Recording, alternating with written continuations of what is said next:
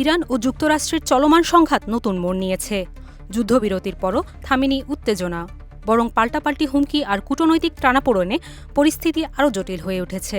সংঘাতের কেন্দ্রবিন্দুতে রয়েছে হরমুজ প্রণালী এবং লেবানন। ইরান ও পাকিস্তান বলছে লেবাননও যুদ্ধবিরতির অংশ, কিন্তু এ দাবি প্রত্যাখ্যান করছে যুক্তরাষ্ট্র ও ইসরায়েল।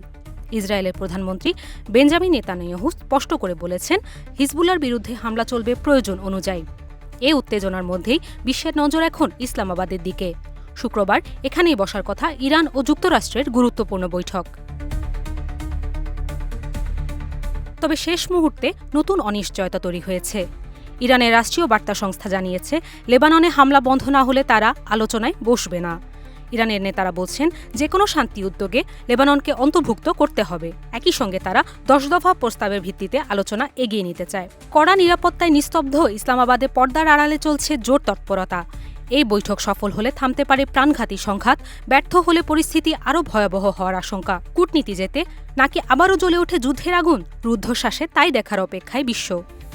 উমে ওয়াসেকা, দেশ রূপান্তর।